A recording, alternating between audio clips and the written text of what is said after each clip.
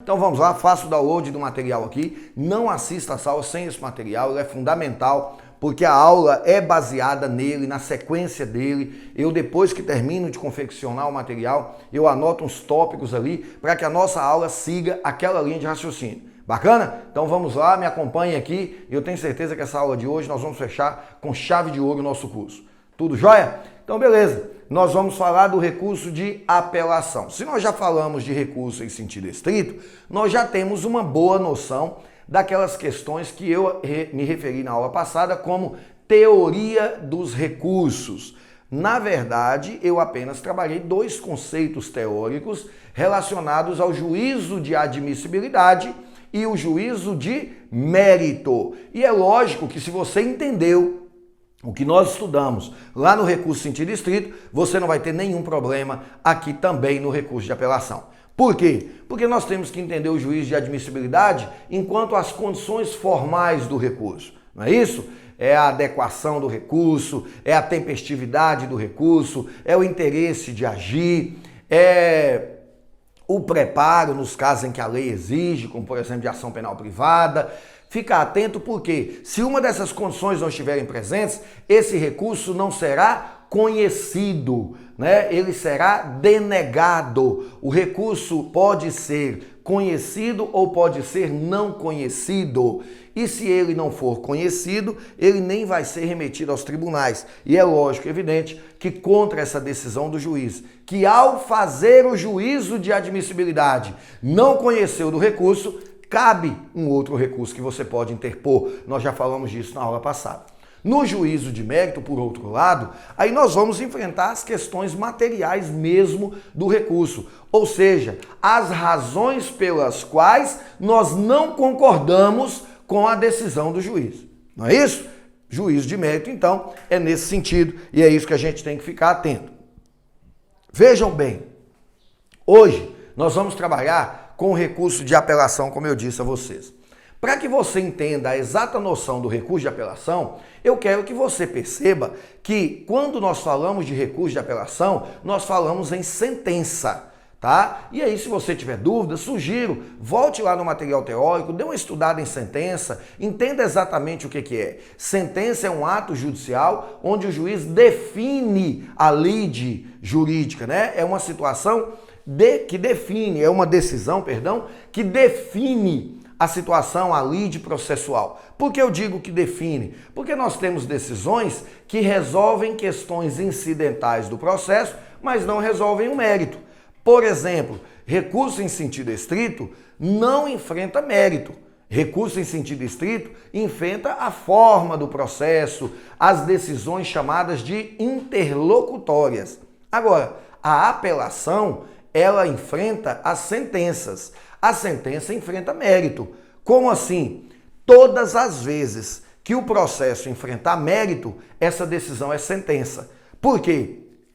Porque somente a sentença tem a capacidade de definir uma situação no processo penal. É por isso até que a gente estuda lá as sentenças condenatórias, as absolutórias e as terminativas de mérito. Bacana? Então fique atento a isso, porque se eu estou falando de recurso de apelação, com certeza eu estou falando de sentença. Eu não posso estar falando de uma decisão interlocutória. Não há previsão no recurso de apelação contra decisão interlocutória, a não ser nos juizados especiais. Nos juizados especiais nós temos ali uma excepcionalidade que daqui a pouco eu explico para vocês, que é o fato de caber recurso de apelação contra decisão que rejeita a denúncia. Tá bom? Mas nós vamos falar isso em outro momento. Agora eu quero que vocês entendam que o nosso recurso de apelação, ele nasce lá no artigo 393. Recurso de apelação, artigo 593 do CPP. Então prestem atenção, porque é a partir daqui que nós vamos trabalhar. Primeira coisa que eu quero que vocês entendam são aqueles detalhes gerais do recurso de apelação. E por que digo isso? Porque mais à frente da nossa aula eu vou separar para você o recurso de apelação contra a decisão de um juiz singular na primeira instância, o recurso de apelação contra a decisão proferida no tribunal do júri, tá bom? Nós vamos falar disso daqui a pouquinho, mas antes eu preciso falar das questões gerais. Primeira coisa que eu quero que você entenda é o prazo. O prazo do recurso de apelação é de 5 dias. E ao falar de prazo, eu quero que você observe um detalhe. Preste muita atenção no que eu vou falar para você, porque isso pode gerar uma confusão na hora de você fazer sua prova e você tem que ficar muito atento, sobretudo, às questões abertas. Detalhe, a nossa equipe que me ajuda na estruturação dessas aulas, que prepara material, que faz coleta de informações, né? É muito importante, inclusive, explicar para vocês que quando eu estou aqui ministrando a aula, por trás dessa aula tem toda uma equipe que trabalha. Né? Tem o pessoal que faz a edição do vídeo, tem o pessoal que grava, atrás das câmeras tem o cinegrafista, tem o pessoal da edição, tem o pessoal do suporte técnico que nos apoia nas pesquisas jurídicas, porque a minha vida profissional não envolve necessariamente todos esses detalhes que você precisa saber para fazer uma prova. Tem coisas que a FGV coloca na prova da OAB que na vida profissional prática eu não uso, não faz parte do meu dia a dia, então eu preciso estar antenado com isso, mas por trás disso existe toda uma equipe, toda uma estrutura de apoio, então é bom que vocês saibam. E a nossa equipe fazendo essa pesquisa identificou o seguinte, que na prova da OAB nós temos ali 2, 3 modos de fazer o recurso de apelação, 2, 3 peças, mas o mais importante é que tem coisas do recurso de apelação que existem na teoria, nós utilizamos na prática, eu como advogado, mas na prova da OAB não é possível cobrar de vocês. Eu até adiantei um pouco sobre isso quando eu falava de recurso sentido estrito. Lembra quando eu disse para você que você não pode fazer a peça de interposição e ficar esperando ser intimado para apresentar as razões? Essa realidade existe na prática, está prevista em lei, mas você, na sua teoria, lá na prova da OAB, você não vai poder fazer isso. Não tem como você fazer uma peça de interposição de recurso e ficar esperando a FGV intimar você em casa para você apresentar as razões.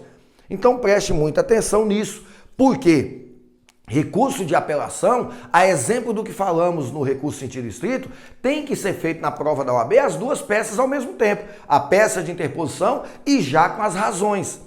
E quando eu estava dizendo para vocês, através das pesquisas que a nossa equipe fez, foi identificado o seguinte: o recurso de apelação é a peça que historicamente mais caiu na prova da OAB, seja em questões abertas, seja em peça. É a matéria que mais foi cobrada na segunda fase da etapa da OAB, da prova da OAB. Então fique atento a isso e você verá que, curiosamente, a meu ver, é a peça mais fácil. É a peça mais tranquila de você trabalhar. Então a primeira coisa que eu quero que você entenda é que eu vou explicar para você toda uma bagagem teórica do recurso de apelação e que não necessariamente isso fará parte da sua prova. Por quê? Porque a depender do objetivo do examinador, ele não vai te perguntar alguns detalhes que eu vou trabalhar. Mas por que eu tenho que falar? Porque na peça pode ser que não pergunte, mas pode ser que pergunte numa questão aberta. Quer ver o primeiro detalhe?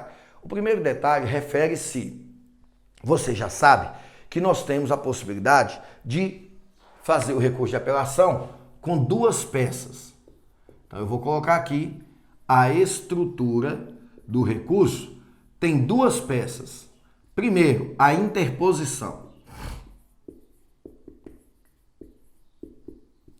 Essa interposição, o prazo é de 5 dias. Aí, tranquilo, nós temos isso lá no artigo 593 do CPP. Até aí tudo bem, até aí bacana. Interposição de recurso, 5 dias. Beleza, ótimo. Depois eu tenho a peça com as razões do meu recurso. Como assim, professor? O que é isso? É você fundamentando quais as razões que você está utilizando para não concordar com essa decisão. É você explicar para o julgador por que você entende que essa decisão tem que ser reformada. Aí, essa peça de razões, o prazo é de 8 dias. Isso está lá no artigo 600 do CPP. Lógico que você já vai se adiantar em fazer sua remissão. Como que você vai fazer a remissão? Vai colocar lá, ver artigo 600, vai vir aqui, ver artigo 593. Bacana? Então, olha só, o que eu quero explicar para vocês? Na prova da OAB, não tem como você fazer uma peça de interposição e ficar esperando ser intimado para apresentar as razões no prazo de 8 dias.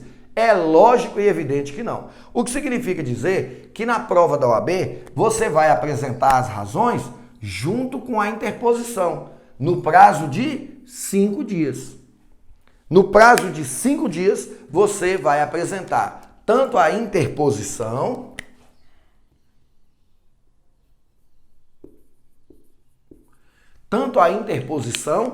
quanto as razões, na mesma peça. Primeira página, interposição, da segunda página em diante, as razões do seu recurso.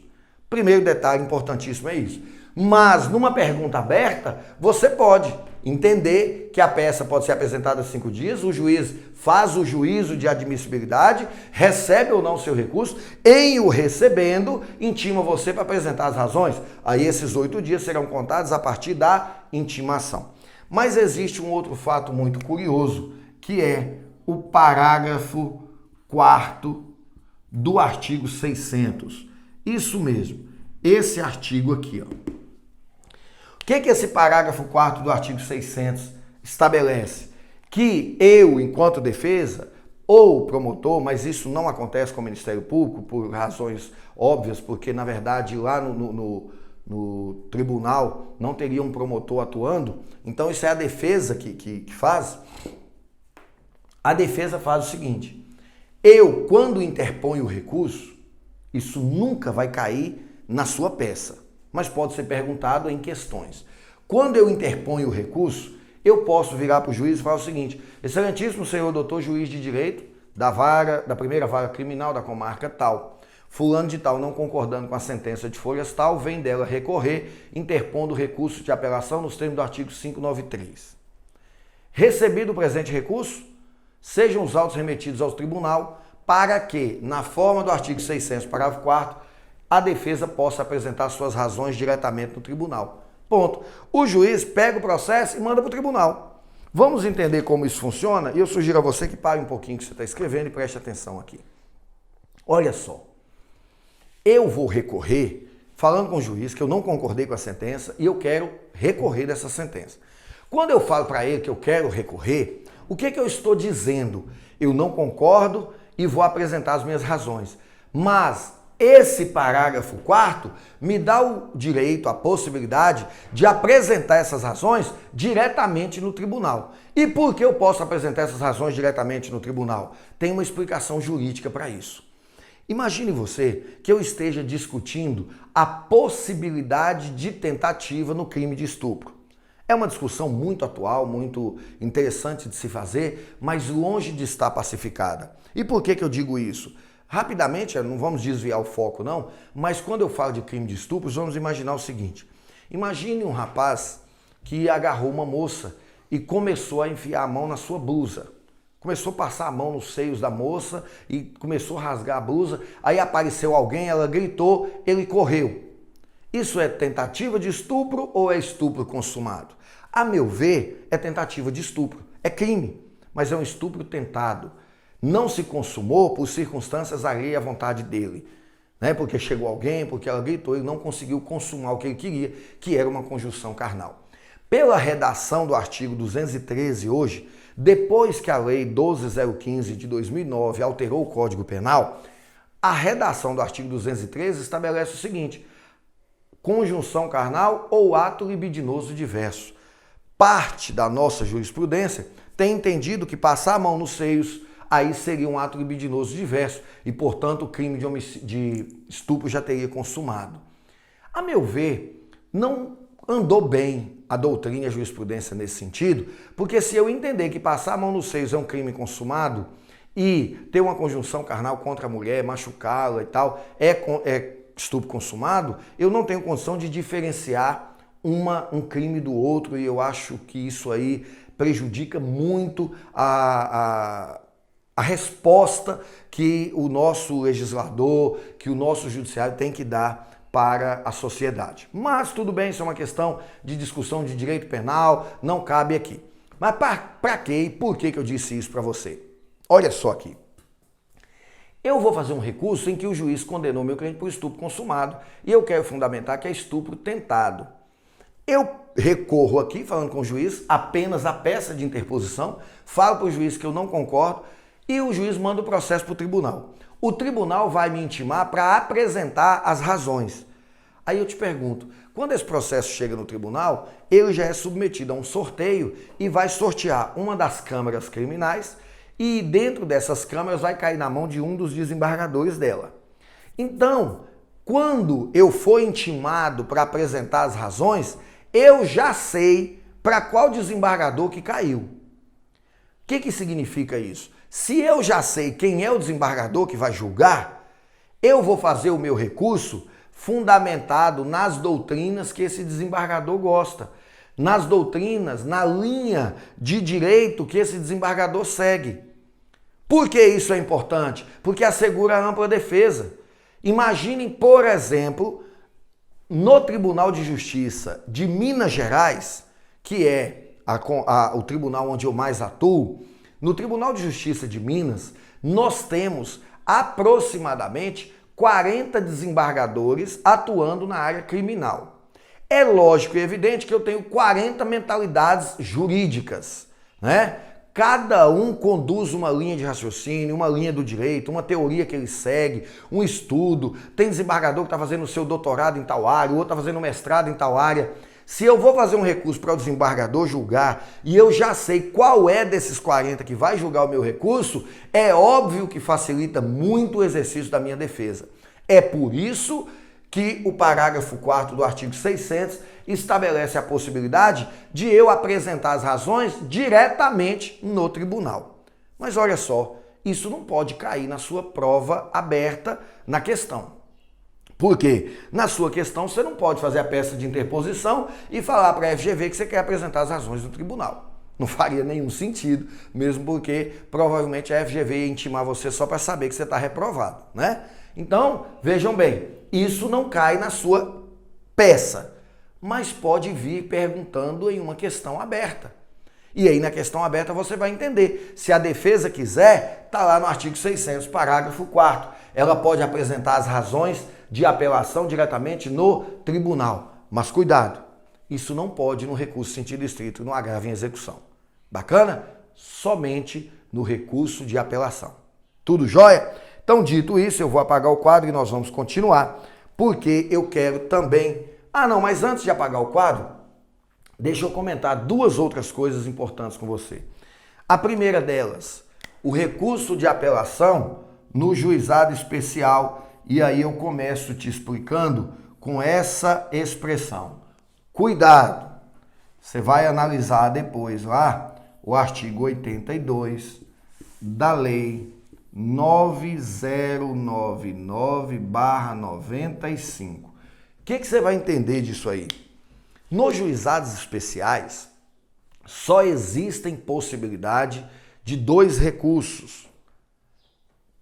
2 não. Nós podemos trabalhar também com recurso especial, extraordinário lá, mas vamos deixar isso para depois. Eu quero que vocês entendam o seguinte. Lá no juizado especial, você pode opor embargos de declaração. Todas as vezes que a decisão do juiz estiver omissa, contraditória, ambígua, obscura, não tem problema. Isso aí é as previsões normais de toda decisão, seja no processo civil, no processo penal, seja juizado especial, seja justiça comum, não importa, né? Se a sentença apresenta ambiguidade, obscuridade, contradição ou omissão, você pode opor embargos de declaração. Fora isso aí, para discutir mérito no recurso, no juizado especial, só tem apelação. E aí tem uma questão muito interessante, porque tem uma possibilidade de recurso de apelação para não discutir mérito. Cabe recurso de apelação, o artigo 82 da Lei dos Juizados Especiais vai te ensinar isso, cabe recurso de apelação contra a decisão que rejeitar a denúncia. Olha que coisa curiosa. Se o promotor ofereceu a denúncia, o juiz rejeitou, é na justiça comum, recurso sentido estrito. Artigo 581, inciso 1º. Nós estudamos isso ontem, na aula de ontem, no módulo passado, melhor dizendo, né? O que eu quero dizer para você é, na justiça comum, promotor denunciou, o juiz rejeitou a denúncia, o promotor vai interpor recurso em sentido estrito, artigo 581, inciso 1º. Bacana, tudo bem. Agora veja bem, o promotor ofereceu a denúncia no juizado especial. O juiz rejeitou. Qual o recurso? Apelação. Muito cuidado com isso, tá? No juizado especial é apelação. E curiosamente, o prazo é 10 dias. Não tem nada a ver com esses dois prazos aqui. No juizado especial, o recurso de apelação tem prazo de 10 dias. Bacana? Outra questão que eu quero que você fique atento.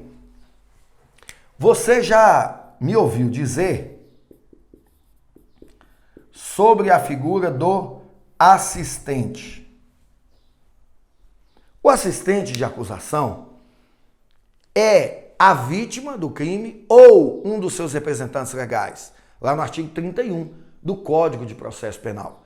Cônjuge, ascendente, descendente e irmão, o chamado CAD. Pois bem, imagine você que a vítima me contratou, enquanto advogado, para atuar na defesa dela. Quem é assistente de acusação é a vítima, eu só sou advogado. E aí, erroneamente, na prática, fala assim, o advogado, o assistente de acusação se referindo à minha pessoa como se eu fosse o assistente. Não, o assistente é a vítima. Eu sou o advogado que representa o assistente, tá? Igual quando eu estou defendendo o réu, eu não sou o réu, eu sou o advogado que representa o réu. Então, quando nós temos assistente de acusação, o assistente também pode interpor recurso de apelação. Mas essa atuação do assistente é subsidiária. Ele interpõe recurso de apelação quando o promotor não recorreu. Isso é possível de cair para você. Observe, a interposição do recurso é no prazo de 5 dias. Deu 5 dias, o promotor não recorreu, no 6º dia começa a contar o prazo do assistente de acusação. Qual o prazo? 5 dias. O assistente tem o mesmo prazo que o promotor, 5 dias. O recurso de apelação não é de 5 dias? É. Preste atenção nisso, isso é muito importante. Se você estiver distraído aí, volte aqui para a aula, pega seu cafezinho lá, toma sua água, não distrai não. Presta atenção no que eu estou dizendo. Se você chegou agora e quer entender o que eu estou falando, olha só, o prazo para recorrer é de 5 dias. Imagine que o réu foi absolvido. Se ele foi absolvido, o promotor pode recorrer. Só que o promotor não recorre. Mas, nesse processo, o tempo todo tinha o advogado do assistente trabalhando. O advogado da vítima estava trabalhando no processo. Ele já estava habilitado nos autos. Eu estou me referindo a um assistente de acusação já habilitado nos autos. Se esse assistente de acusação já habilitado já estava nos autos, deu 5 dias, o promotor não recorreu, o assistente vai recorrer a partir do 6º dia, tá? A partir do 6º dia, ele já pode recorrer e o prazo é de 5 dias. Fique atento a isso aí. Ele pode fazer o recurso de apelação igualzinho o promotor faria. Tudo bem.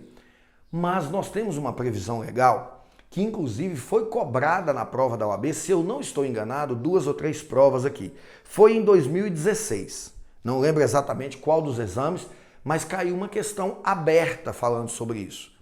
A questão aberta naquela oportunidade dizia o seguinte, que a ação penal foi conduzida, não tinha assistente habilitado, né, a vítima não contratou nenhum advogado para representá-la e ao final o réu foi absolvido. A família da vítima, muito revoltada com aquela situação, procurou você enquanto advogado para pedir orientação, o que poderia fazer. E a pergunta era exatamente isso. O que você poderia fazer? Porque o prazo para o promotor recorrer tinha acabado e o promotor não tinha recorrido. Então observem, nós temos uma situação de absolvição, o réu foi absolvido, o promotor não recorreu e a família da vítima ficou revoltada. Já venceu o prazo do promotor. O assistente de acusação não estava habilitado nos autos. Ou seja, a vítima não tinha nenhum advogado representando ela nos autos.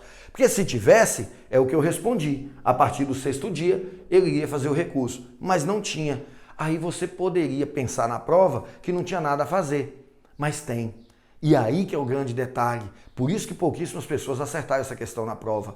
O que tem para fazer? Você vai ler lá no artigo 598 do CPP, que é o seguinte: se o promotor não recorrer, não apelar, a vítima ou um dos seus representantes legal pode recorrer no prazo de 15 dias a contar da data que venceu o prazo do promotor. Então aqui, ó, eu posso recorrer em 15 dias. E a partir de quando começa a contar esses 15 dias? A partir do 6º dia. Então, se o promotor não recorreu, a vítima ou um dos seus representantes legais, cônjuge, ascendente, descendente, irmão, pode fazer o recurso de apelação. Contrata um advogado e faz o recurso. Qual o prazo desse recurso? 15 dias. A partir de quando? De quando encerrou o prazo do promotor. Agora, o detalhe para fechar, presta muita atenção. Esse prazo de 15 dias somente se aplica se não há assistente habilitado nos autos, se a vítima não está representada nos autos. Se a vítima estiver representada nos autos, o prazo é de 5 dias. Bacana? Muito cuidado com isso. Beleza? Então, superadas aí essas discussões, nós podemos agora passar a enfrentar o recurso de apelação. E aí, se você quer anotar, se você quer printar a sua tela, fique à vontade aí, porque eu vou apagar e nós vamos continuar agora falando do recurso, mas trabalhando especificadamente cada inciso do artigo 593. Isso porque eu quero que você observe que no artigo 593 nós temos lá 3 incisos. O inciso primeiro fala que cabe recurso de apelação contra decisão que condena ou absolve. Olha que bacana, que condena ou absolve. O que significa dizer isso? Nós temos no inciso primeiro uma referência que, a meu ver, é desnecessário, eu até cito isso no nosso material. Lá fala, cabe recurso de apelação contra a decisão definitiva ou com força de definitiva que condene ou absolve. Preste atenção, para condenar ou absolver alguém, só existe uma possibilidade, sentença. A principal característica da sentença é o fato dela ser uma decisão definitiva. Então não precisava constar isso. O 593 tinha que ser redigido. Cabe recurso de apelação contra a sentença que condena ou absolve. Ponto. Mais nada. Porque sentença é lógico que é decisão definitiva. Não tem como uma sentença não ser definitiva. E não tem como uma decisão definitiva não ser sentença. Toda sentença é uma decisão definitiva. Toda decisão definitiva é uma sentença. Por quê? Porque as decisões interlocutórias não definem. As decisões interlocutórias não definem mérito. E absolvição ou condenação é mérito. Então aí uma redundância da lei, mas o que eu quero que você entenda? Cabe recurso de apelação, inciso primeiro, contra a decisão que condena ou absolve. Detalhe, o júri é tratado à parte. O júri recebe um tratamento especial a partir do inciso terceiro. Então esse inciso primeiro só se aplica ao juiz singular dos procedimentos comuns, do rito ordinário, do rito sumário. Não é isso? Olha só, preste atenção. Tráfico de drogas é um rito especial, mas é um juiz que vai dar a sentença. Crimes praticados por funcionário público no exercício da função é um rito especial, mas é um juiz que vai dar a sentença. E o rito ordinário e o rito sumário. Esses procedimentos comuns e alguns especiais, como é o tráfico de drogas e os de crime praticado por funcionário público no exercício da função, chamados crimes funcionais, é esse caso aqui. E o júri? Não, o júri nós vamos tratar daqui a pouco, é outro caso. Então preste atenção. Quando que vai caber recurso de apelação? Primeiro, quando o juiz condena ou absolve. Tudo bem. Aí nós temos o inciso segundo. O inciso segundo fala-se quando, e eu vou ler aqui para vocês, porque eu não lembro de qual a redação, das decisões definitivas, ou seja, sentença, né? Ou com força de definitivas proferidas por juiz singular, não previstas no capítulo anterior. Olha só que coisa curiosa. Não previstas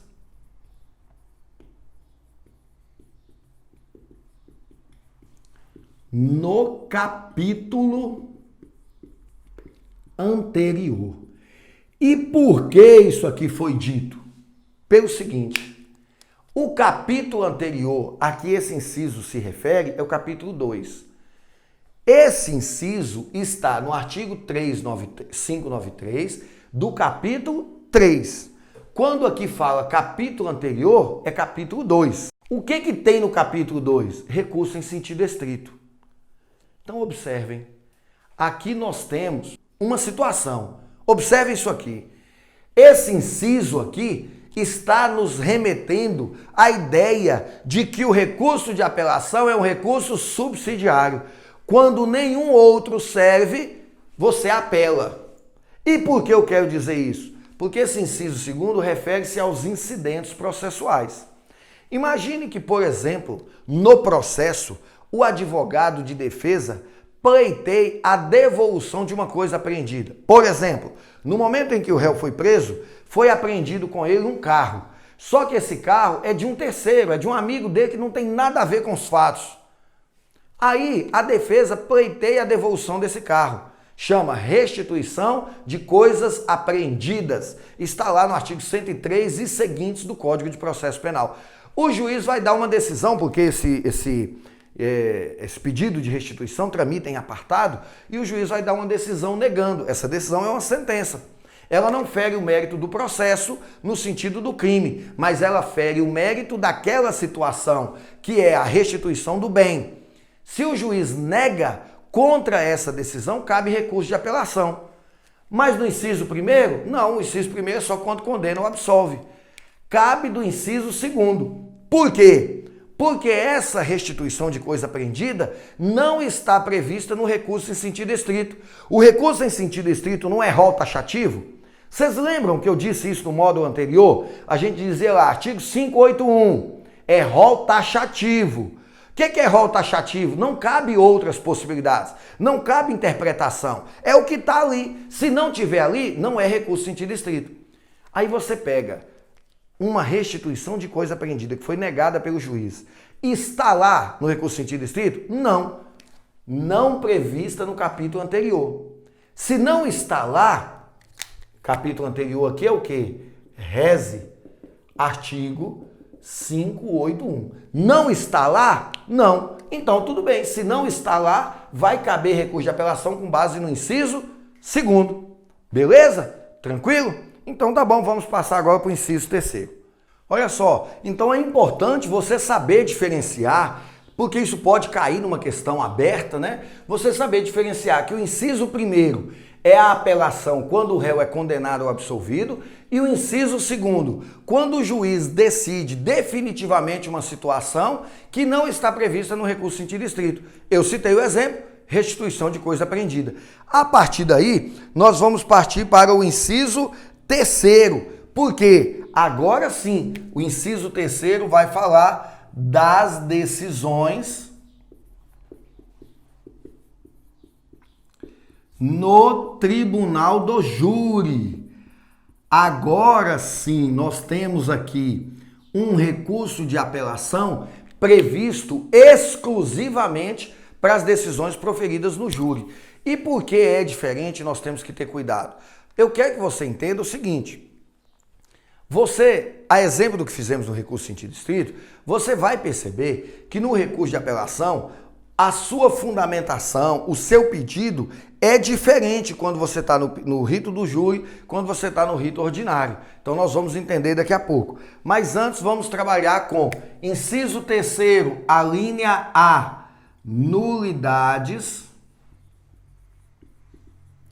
após a pronúncia.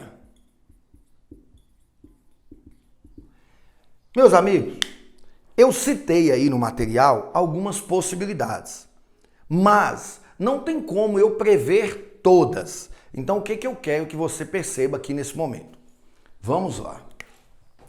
Nós temos aqui a decisão de pronúncia.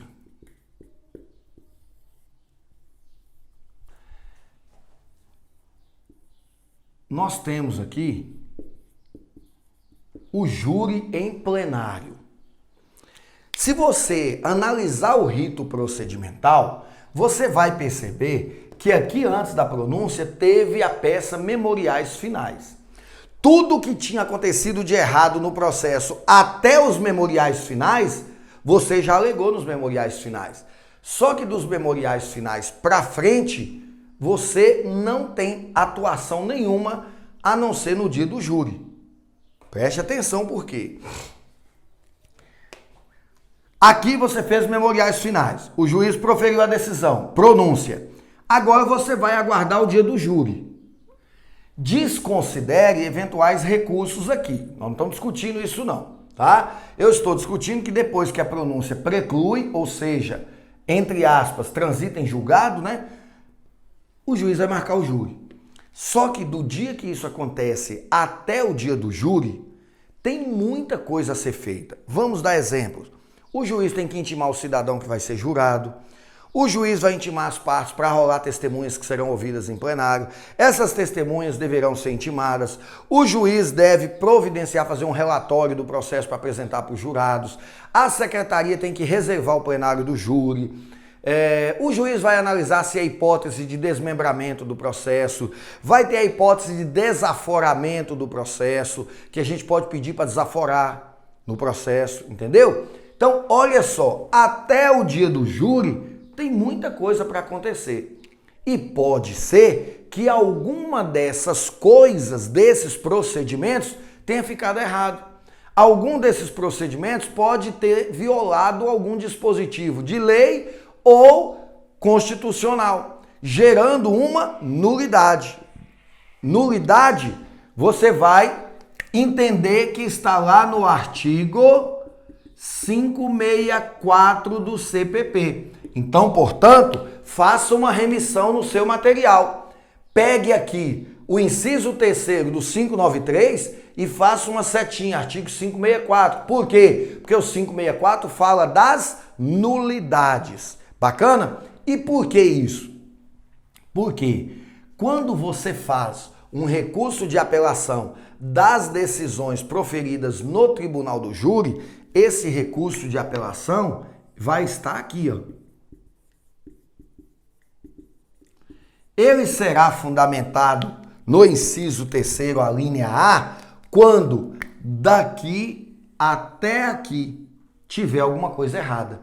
O que tiver de nulo daqui até aqui vai para o recurso de apelação. Inclusive, aquilo que eventualmente acontecer no dia do julgamento.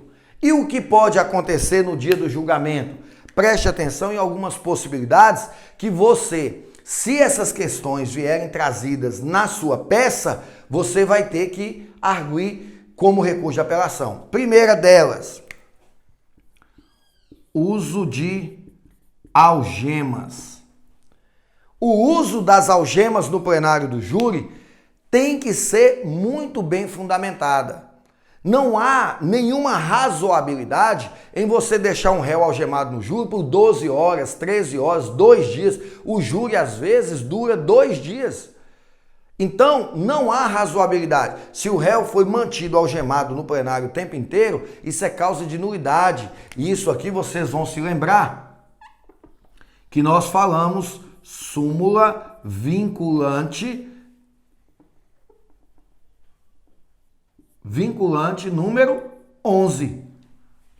O STF, nessa súmula 11 aí, determina o critério para a utilização das algemas. Então, se acontecer o uso indevido de algemas no júri, no recurso de apelação, você vai fundamentar com a letra A, nulidades após a pronúncia.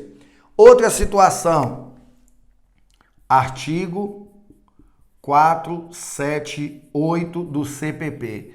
O que é isso? Esse artigo diz que no plenário, o Ministério Público não pode, as partes não podem, né? Fazer menção a decisões posteriores à pronúncia que prejudicaram o réu. Por exemplo, eu não posso pegar o acórdão do tribunal e ler para os jurados falando que o próprio tribunal não ia impronunciar o réu porque havia elementos que indicavam que o réu tinha cometido crime. Eu não posso falar isso no plenário do júri, porque isso vai influenciar os jurados. Eu não posso fazer uso do silêncio do réu. Muito comum o Ministério Público às vezes dizer no plenário: o réu ficou em silêncio no interrogatório dele. Aí o promotor fala: quem cala consente e não sei o quê. Não pode ser dito isso, sob pena de anular o júri. Eu não posso fazer menção às algemas. Como assim? Eu não posso virar e falar: sabe por que ele está algemado? Porque ele é muito perigoso. Nós não podemos falar isso sob pena de anular o júri. Então, esse artigo 478 tem várias vedações. Coisas que não podem ser feitas no plenário do júri. E se fizer, vai constar na ata e no recurso de apelação as nulidades após a pronúncia. 564 fala das nulidades. Bacana? Fique atento a isso aí, tá? Às vezes isso pode vir uma questão aberta, né? Falando que o promotor fez uso do silêncio do réu. Aí você quer saber onde é que você vai fundamentar isso aí? Aí você pode vir aqui no 564 e fazer uma remissão, ó. Ver artigo 593, inciso 3º, ver artigo 478, 479 do CPP. Bacana? Por quê? Porque a outra situação aqui é exatamente essa, artigo 479 do CPP. O que esse artigo 479 estabelece? Que não pode ser utilizada no plenário do júri nenhuma peça, nenhum documento que não tenha sido juntado com no mínimo 3 dias de antecedência. Olha só, 3 dias, não é? Então, se eu quero usar algum documento, eu quero usar algum equipamento, alguma prova no plenário, eu tenho que juntá-la ao processo com no mínimo 3 dias de antecedência. Se eu não fizer isso, eu não vou poder usar isso aqui no plenário do júri. E se usar, gera nulidade após a pronúncia e eu vou usar no recurso de apelação. Bacana? Então são questões aí que nós temos que ficar atentos. E, por último, um detalhe que eu quero que você observe no plenário do júri. Isso já caiu uma vez na prova OAB, mas caiu em questão fechada. Pode ser que caia em uma questão aberta, eu vou te explicar como que funciona. Imagine que o promotor denunciou o meu cliente por homicídio com 2 qualificadoras.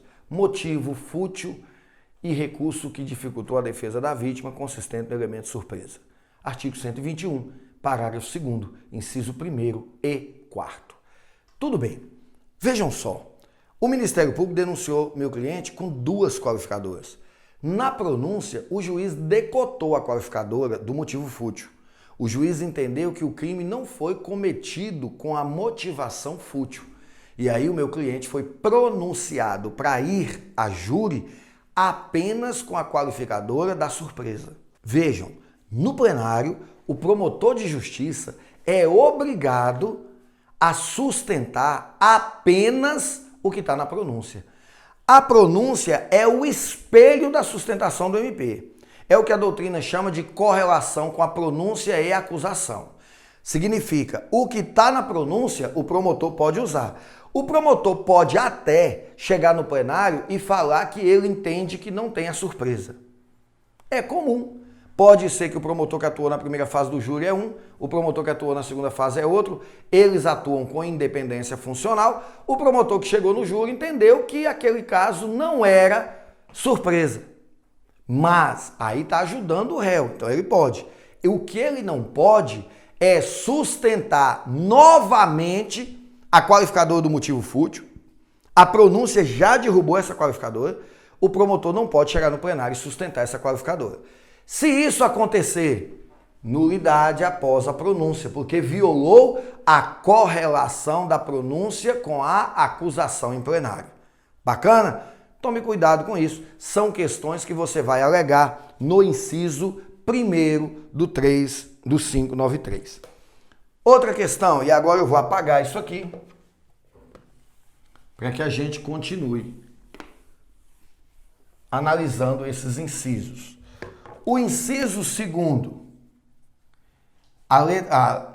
inciso 3º, a linha B, estabelece decisão do juiz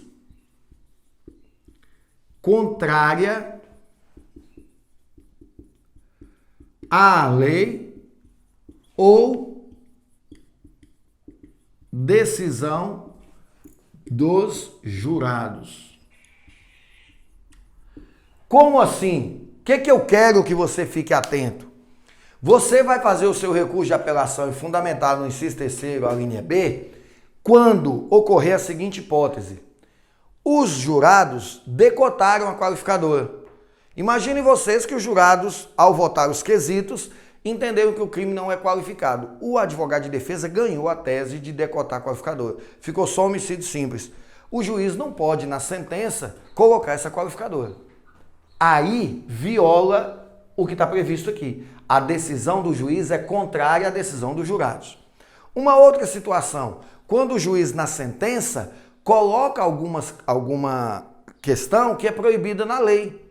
Por exemplo, imagine que o juiz fixe uma pena de 6 anos e coloca regime inicialmente fechado, mas não fundamenta. Observe, o artigo 33 do Código Penal estabelece para a pena de 6 anos regime semiaberto. Então o juiz proferiu uma sentença contrária à lei. Você quer fazer uma remissão? Vá lá, coloque aqui, ó, decisão contrária à lei, coloca lá assim, ó, ver artigo 33 do Código Penal. Bacana? Você pode colocar isso aí no seu material. Você pode levar o seu vadimeco com essas anotações. Você não pode escrever expressões nenhuma, mas indicando um artigo, indicando o outro, então vai lá no inciso terceiro e coloca na linha B, coloca isso aqui, você pode perfeitamente. A terceira possibilidade é a do inciso da linha C, que fala erro ou injustiça na dosimetria da pena. Olha que bacana. Se você entende que o juiz errou a pena, você vai fazer um recurso com esse fundamento. Erro ou injustiça na dosimetria da pena. Então, lá na peça de interposição, vem interpor recurso com base no artigo 593, inciso terceiro, a linha C, porque o juiz errou a pena. E olha que interessante, a pena é a atribuição do juiz togado. Se o juiz errou a pena e você recorre para o tribunal mesmo vai consertar essa pena. Aqui no inciso terceiro, a linha A, se o tribunal der provimento ao seu recurso, ele vai anular o processo. Se aqui ele der provimento ao seu recurso porque a decisão é contrária à lei, o tribunal vai corrigir a decisão. Se houve erro ou injustiça na dosimetria da pena, o tribunal vai corrigir essa injustiça e vai fixar uma pena menor, porque a defesa está pedindo uma pena menor. Porém, o nosso cuidado está aqui. Dada a importância, vou até destacar. A decisão dos jurados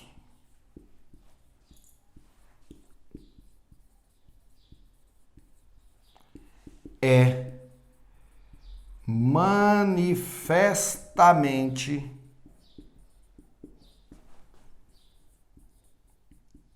contrária à prova dos autos. O que eu quero que você entenda? A linha D diz que cabe recurso de apelação quando a decisão dos jurados for manifestamente contrária à prova dos autos. Eu vou citar para você 2 exemplos. Primeiro, porque esse recurso pode ser interposto tanto pelo promotor como pelo advogado. Esse recurso, baseado na linha D, ele está pleiteando a nulidade do júri. Esse júri será nulo e o tribunal vai determinar que seja realizado outro em seu lugar. Agora veja bem, por que eu estou falando isso aqui? Por que eu quero que você preste atenção? Porque nós temos situações que afetam tanto o promotor quanto o advogado de defesa. Imagine que o réu confessou o crime em plenário. Ele confessou que foi ele que matou. E os jurados absolveram o réu porque ficou com dó.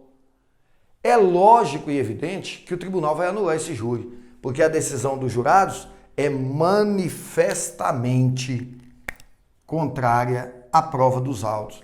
A prova dos autos relata que foi ele que cometeu o crime, tanto é que ele confessou. Ele não pode ser absolvido. se ele confessou o crime, se ele não cometeu o crime amparado por alguma excludente de ilicitude, de culpabilidade, de tipicidade, ele não pode ser absolvido. Se os jurados se absolveram, a decisão é manifestamente contrária à prova dos autos. O que significa dizer isso? Significa dizer que o tribunal vai anular esse júri para fazer outro em seu lugar. Mas esse recurso é muito mais comum na mão da defesa. Imagina a seguinte situação. O promotor denunciou 2 réus, tá? Denunciou 2 réus. Filisbino e Filisbina. Filisbina contratou Filisbino para matar o marido dela. Só que Filisbina somente disse para ele vai estar no restaurante tal dia, tantas horas, eu quero que você mate ele para mim. Chegou lá, Filisbino resolveu matá-lo com requintes de crueldade, submetendo a vítima a intenso sofrimento. Essa qualificadora da crueldade, só quem responde por ela é Filisbino. Filisbina não responde por ela se ela não tiver mandado. Como eu disse, ela só mandou matar, ela não estabeleceu como que deveria ser a morte. Ela não pode responder por essa qualificadora. Só que dada a repercussão do caso, né, o crime foi cruel, a sociedade ficou comovida, os jurados condenaram Filisbina também pela crueldade. Eu vou recorrer para o tribunal, falando para o tribunal que a decisão dos jurados é manifestamente contrária à prova dos autos. Por quê? Porque Filisbina não pode responder pela crueldade, não tem prova nos autos para isso. Então essa decisão é contrária. O que o tribunal vai fazer? Vai anular o júri. Agora preste atenção.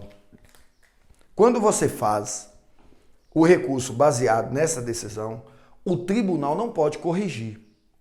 O tribunal não pode, por exemplo, eu estou falando que a qualificadora é manifestamente improcedente, o tribunal derrubar a qualificadora, então, e manter a condenação só com base nos outros fatos. O tribunal não pode, porque essa qualificadora é mérito. E o mérito dos crimes dolosos contra a vida pertence aos jurados.